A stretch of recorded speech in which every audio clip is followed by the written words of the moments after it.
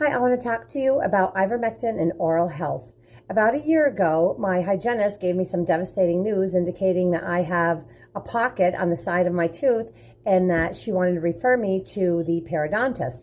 Well, I've known people that have gone to the periodontist and they don't improve, their gums don't improve, and so they end up going to a periodontist every 6 months and then get their normal cleaning and their teeth never improve.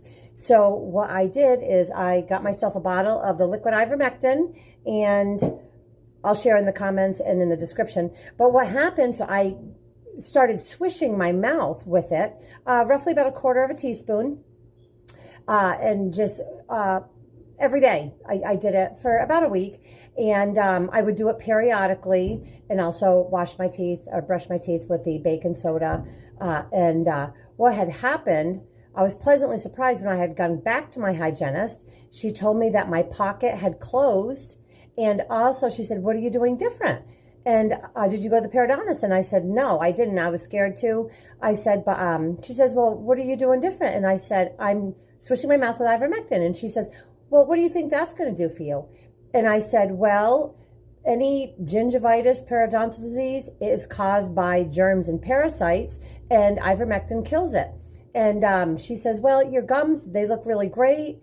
They have improved your pocket, and your gums are nice and pink, and you're just doing a great job." And she says, it is easier to fix a tooth than to fix your gums. So that has definitely improved my oral health care, but I wanted to share that with you.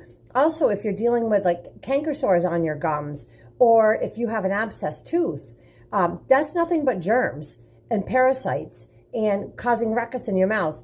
And antibiotics aren't going to touch that. They're just going to strip your stomach. But the ivermectin kills parasites.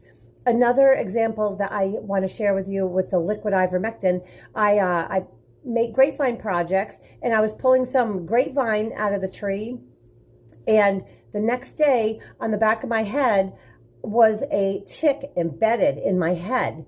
So I had got some liquid ivermectin, and I used like a plastic little syringe thing like that, put some in there, and I squirted it and just rubbed it on my head.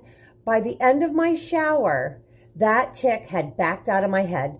So it definitely kills any tick. So if you have ticks embedded in your skin that's really in there, just grab some liquid ivermectin and dab it on, and it's going to back right out. All right, there's your tip of the day. God bless everybody.